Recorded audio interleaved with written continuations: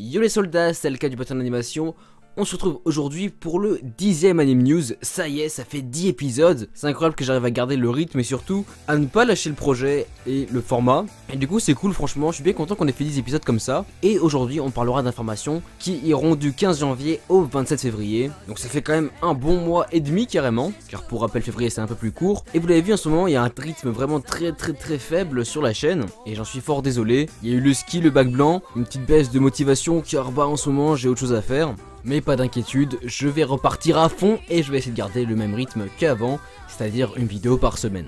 Mis à part ça, en ce moment je fais des lives sur la chaîne YouTube, et donc active la cloche pour que tu sois informé dès qu'il y a un live. Comme ça, paf, on pourra discuter ensemble, tu vas voir, il y a une bonne ambiance. Pense à lâcher un petit pouce bleu pour le travail fourni, et également pense à t'abonner si tu découvres la chaîne, comme ça on atteindra les 35 000 abonnés, et ce sera super gentil de ta part.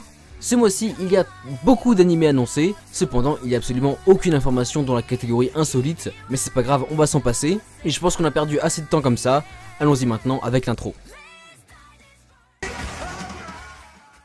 Avant de passer à la catégorie des suites, et donc la première catégorie de la vidéo, un gros merci à Adala News qui m'aide beaucoup à faire ce genre de vidéo. Et également, sachez que toutes les informations de la catégorie manga ne viennent pas de Adala News mais de Nautiljon, car ils ont un super catalogue pour ça. Et voilà, donc allez voir leur site si vous voulez des informations plus complètes, et surtout si vous les voulez vous-même.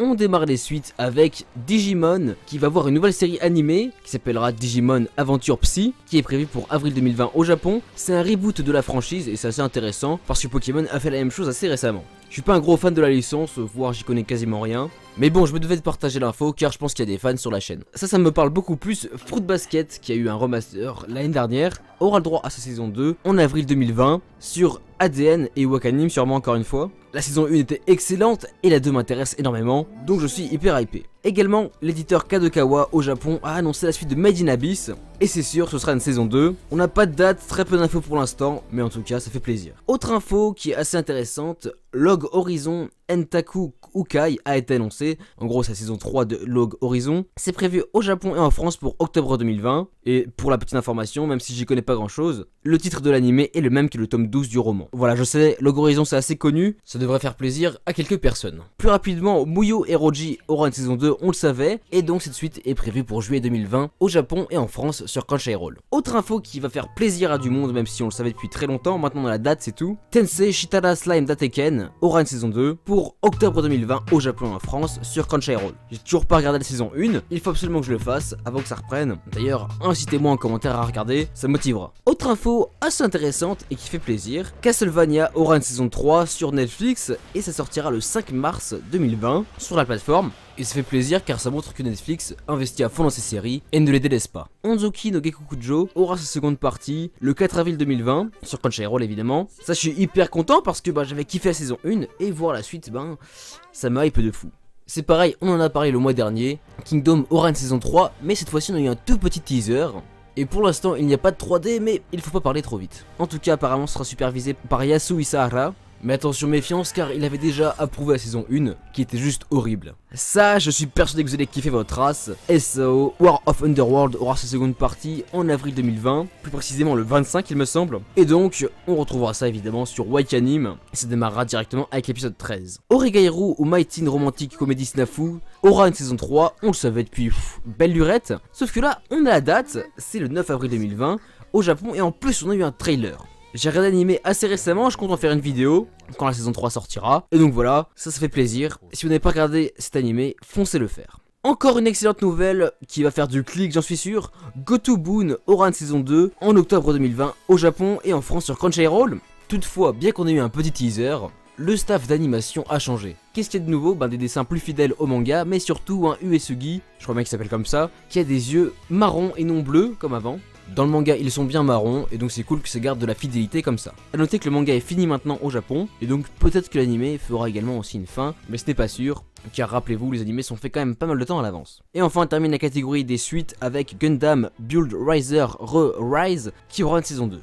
Je pense que j'ai niqué le blaze mais c'est pas très grave, c'est l'information qui compte. Ça sortira le 9 avril 2020 au Japon et même gratuitement sur YouTube en France sur la chaîne officielle de l'animé. Bon passons maintenant aux animés qui ont été annoncés, c'est parti. 君なん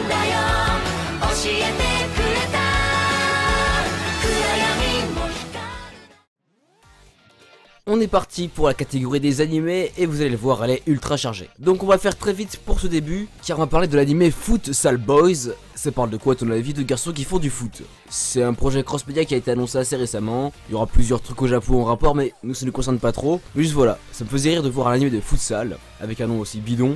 Donc voilà un animé qui a été annoncé. On n'a pas de date pour l'instant. Sur Crunchyroll, en avril 2020, il y aura un animé du nom de Hachinan Te Sole Wanai Deshu. J'ai encore niqué un nom, arrêtez de m'en vouloir, c'est comme ça. Voici le synopsis, nous suivons les aventures de Shingo Ichomiya, un salaryman qui se retrouve transporté dans un monde fantastique. À son réveil, il découvre qu'il est dans le corps de Wendelin, un enfant et 8e fils d'une famille noble qui s'appauvrit. Capable d'utiliser la magie, il tente d'apporter la prospérité à sa famille en allant à la chasse au trésor. Mais dans sa situation, il n'apporte que la malchance à ses compagnons d'armes. Je crois qu'on en avait déjà parlé dans Anime News, mais c'est pas grave car maintenant on a un trailer et tout. Et puis avril 2020 c'est assez bientôt, donc je vous partage l'info. L'anime Sing Yesterday for Me se montre dans un premier teaser vidéo. La série animée de 12 épisodes commence le 4 avril 2020 également. On suit Rikuo Uozomi, un jeune employé dans un combini, va être amené à rencontrer Haru, une jeune fille exubérante qui a un corbeau nommé Kansuke pour ami. Elle lui avoue qu'elle l'aime depuis très longtemps. Commence alors une histoire d'amour peu commune, car bien que Uozomi soit vaguement attiré par Haru, il est avant tout amoureux de Shinako, une ancienne camarade d'université. Pour l'instant c'est encore assez flou, mais ça a l'air assez intéressant finalement, une romance un peu originale. Donc moi en tout cas je vais au moins essayer de regarder ça, ça pourrait être cool. Ça c'est assez important, le studio Trigger a mis en ligne la bande-annonce de l'animé BNA, Brand New Animal. C'est pareil, c'est prévu pour le printemps 2020, donc en avril. Et pourquoi c'est important? Car le studio Trigger, c'est ceux qui ont fait Little Witch Academia, ou alors ils ont fait Kill la Kill également. Au 21e siècle, l'existence de bêtes anthropomorphes, donc mi-humains, mi-animaux, est révélée au monde. Nous suivons Kagemori, une lycéenne qui un jour se fait transformer en raton laveur. Enfin en mi-raton laveur, mi-humain. Elle va donc s'installer à Anima City, une ville destinée aux beasts, les gens qui sont des mi-humains, mi-animaux. Là-bas, elle y rencontre Shiro Ogami, un mi-humain mi-loup qui déteste les humains. Alors qu'ensemble ils cherchent à apprendre pourquoi Michiro s'est d'un coup transformé en beast, ils sont soudainement pris dans un accident majeur. Pour l'instant ça a l'air sympa, mais comme c'est le studio Trigger, je suis plutôt confiant et j'ai hyper hâte de le regarder. L'anime qui a un nom beaucoup trop long qui apparaît en bas démarre le 4 avril 2020, sur Crunchyroll également évidemment. Nous suivons les péripéties d'une lycéenne de notre époque, qui se retrouve transportée dans un monde parallèle, plus précisément un Otome Game. Elle y incarnera l'antagoniste manipulatrice Katarina Claes. Connaissant le jeu pour l'avoir déjà terminé, elle sait que son personnage meurt à 15 ans. Ainsi, l'adolescente va tout faire pour devenir amie avec l'héroïne du jeu et changer le cours de l'histoire afin de survivre dans ce nouveau monde. Pourquoi pas, ça peut être assez rigolo. En plus, ça a l'air pas trop mal animé, donc je pense qu'il faudra au moins jeter un petit coup d'œil pour voir ce que ça donnera. Fujo Keiji est prévu pour avril 2020. On suit l'histoire de l'incroyablement riche Daisuke Kanbei qui résout des affaires de manière assez audacieuse et non conventionnelle. Kanbei est affecté à Modern Crimes Task Unit, une unité créée pour tenir les agents posant problème à l'écart des autres. Et donc il devient le partenaire de Kato qui est tout son contraire. Pour l'instant je sais pas trop quoi en dire, mais mon job c'est de vous partager les infos d'animés qui vont sortir. Et donc voici une info justement. Ça ce sera un animé à ne surtout pas louper car c'est fait par White Studio. C'est qui White Studio? C'est ce qu'on fait SNK et également Vinland Saga. Donc l'animé se nomme Great Pretender et l'animé fera 23 épisodes divisés en 2 parties et est prévu pour juillet 2020. Il sortira sur Netflix, mais bon on le trouvera bien évidemment avant sur internet. Masato Edamura est censé être le plus grand escroc du Japon. Avec son partenaire Kudo, ils essaient de tromper un français dans le quartier de Asukasa, mais se font piéger à l'improviste. Le français qu'ils ont tenté d'escroquer s'avère être Laurent Thierry, un proche de la mafia. Pour payer ses dettes, Edamura se retrouve à faire les sales boulots du français. Déjà ça parle de français donc c'est intéressant, mais en plus l'animation a l'air super clean, et comme c'est White Studio, je pense que clairement il ne faut pas le manquer. Listeners a été annoncé, c'est prévu pour avril 2020 au Japon et ça fera 12 épisodes. Les humains ont peur des formes de vie mystérieuses connues sous le nom de Miminashi, littéralement sans oreilles. Et les seules personnes qui peuvent s'y opposer sont les Prayers, littéralement ceux qui prient en offrant. Ces Prayers peuvent se brancher et piloter les mechas de combat, les equipments. Ça fait beaucoup de termes spécifiques à l'animé, mais à mon avis ce sera plus clair dans l'animé. Sinon on suivra le quotidien du jeune Ekowo et de Miyu, une fille amnésique qui est une Prayer. Très vite, ils se lancent ensemble dans un voyage à la découverte de leurs origines. Ça a l'air assez intéressant parce que je trouve l'animation assez spécifique, elle a un petit charme à elle. Pour l'instant ça me hype un peu, donc j'ai hâte de voir ce que ça va donner en avril. Ça c'est une grosse annonce, malheureusement je ne connais pas trop ce manhwa. Et oui, car Tower of God a été annoncé en animé. C'est prévu pour avril 2020 au Japon sur Crunchyroll, et voici un petit synopsis. Au sommet d'une tour gigantesque dont 135 étages sont connus, se trouve absolument tout ce que l'on peut désirer dans ce monde. Cependant, tout le monde ne peut pas effectuer l'ascension. Seuls les réguliers, des personnes qui ont été choisies par la tour, le peuvent, ainsi que de très rares irréguliers qui ont ouvert la porte de la tour par eux-mêmes. Ces derniers sont des êtres généralement très puissants, qui bouleversent la tour, engendrant de terribles événements. Nous suivons l'ascension de Baham, un jeune garçon irrégulier qui s'élance dans la tour à la poursuite de son amie Rachel, qui représente tout pour lui. Néanmoins, pour passer d'un étage à l'autre, il faut participer et survivre à une épreuve. Celles-ci sont de diverses catégories et vont du Battle Royale aux énigmes. Et évidemment, ces épreuves rendent l'ascension de la tour ardue et souvent mortelle pour ces aventuriers. C'est vachement intéressant. À mon avis, ça va être le gros animé dont Rush Manga va parler en avril et tout le monde va le regarder. Donc ouais, faudra être à l'affût parce que ça va faire du bruit. En tout cas, c'est rassurant car ça veut dire que peut-être qu'un jour, Solo Leveling sera adapté en animé. Bon, et on finit la catégorie avec Overwatch qui aura le droit à un animé et ce sera produit par Netflix. On a très peu d'infos pour l'instant, mais savoir qu'un animé Overwatch va sortir, c'est juste génial. Très rapidement pour finir la catégorie animé, on va évoquer des animés qui vont sortir en avril, dont on avait déjà parlé auparavant et qui semblent vachement intéressants. Il y aura donc l'animé Arte qui sortira le 4 avril 2020, on en a parlé dans la vidéo qui apparaît à l'écran. Il y aura aussi Apparaît Ranman qui sortira le 10 avril, voici la vidéo où je l'ai évoqué.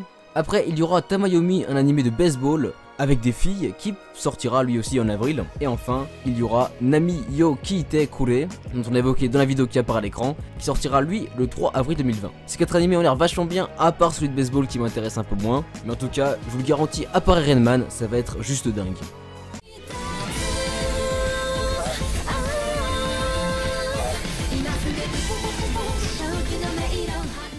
Alors, assez étonnamment, il n'y a qu'un seul OAV ce mois-ci, et en plus c'est un animé que je connais pas du tout.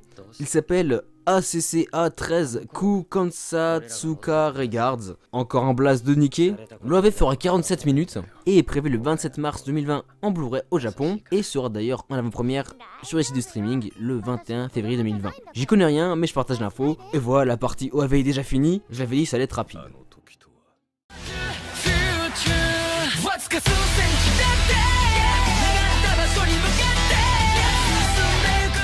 Commençons la catégorie des films avec le studio Signal MD qui a révélé la production du film d'animation Seider no Yu ni Kotoba ga Yakiga Haru. Bref, le film est prévu pour le 15 mai 2020 dans les salles japonaises et ce projet célèbre les 10 ans du label Flying Dog. Ne me demandez pas ce que c'est, je n'en sais rien. Petit synopsis, nous suivons les tribulations de deux adolescents mal dans leur peau, notamment celui de Sherry qui est un garçon qui ne sait pas communiquer avec les autres, alors il écrit des haïkus, des poèmes japonais, qui lui servent d'exprimer sur le papier ce qu'il n'arrive pas à dire à haute voix. Et d'un autre côté, il y a Smile, qui est une fille qui porte un masque pour dissimuler ses grandes dents de devant pour lesquelles elle porte un appareil dentaire. C'est un peu flou, je le découvre en même temps que vous le synopsis, franchement ça va pas du rêve pour l'instant. Tagatame no Alchemist a été annoncé, il sortira en Blu-ray le 27 mai 2020 au Japon. Il s'agit d'une histoire originale au jeu vidéo, et d'ailleurs n'importe qui peut la regarder apparemment. Petite info intéressante, le film Earth Blue Sky, que j'avais d'ailleurs évoqué dans la vidéo qui apparaît à l'écran, est enfin annoncé en Blu-ray, donc on pourra le voir sur les sites de streaming assez prochainement. S'il m'intéresse autant, c'est parce qu'il parle du voyage dans le temps, et surtout que c'est fait par le réalisateur de Anohana,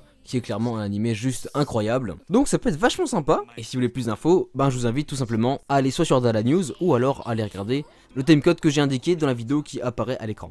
La Toei Animation a partagé un teaser vidéo pour le film Majo Minarei wa Sagashite. Il est prévu le 15 mai 2020 dans quelques salles japonaises. Et donc voici le synopsis. Yoshitsuki est une employée de bureau de 27 ans vivant à Tokyo. Nagase est une étudiante de 22 ans qui aspire à devenir enseignante. Et enfin, Kawatani, 20 ans, est employée de magasin et pigiste. Un bijou magique va réunir ces trois femmes pour les entraîner dans un voyage fantastique aux côtés des Magical Girls. Ça a l'air assez étrange, mais pourquoi pas après tout. C'est la Toei qui le fait. Normalement, c'est un film, ça devrait bien se passer.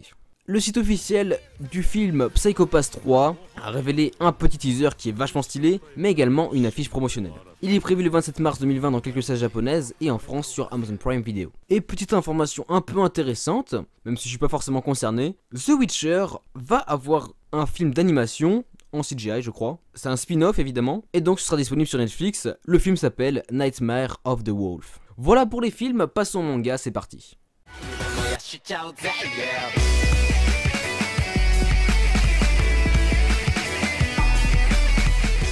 Ça y est, nous voilà à la dernière catégorie de la vidéo. Comme elle sort dans 3 heures et je l'ai pas fini, on va faire assez vite dans le sens où il n'y aura pas de rangement par maison d'édition, mais par journée de sortie tout simplement. Ce sera un peu moins propre que d'habitude, mais c'est pas grave, ça fera toujours le taf. Comme d'hab, je prends que les mangas qui m'intéressent moi ou qui sont connus.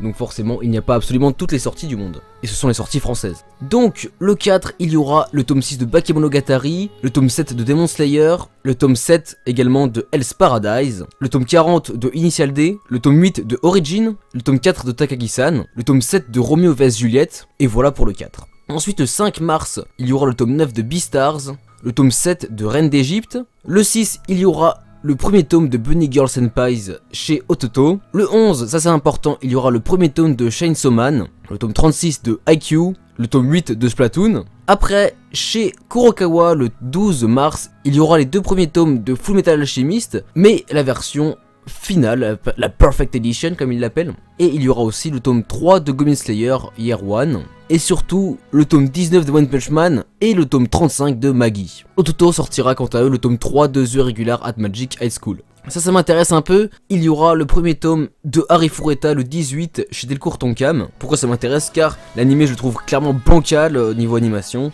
Et donc voir la version manga peut être intéressant.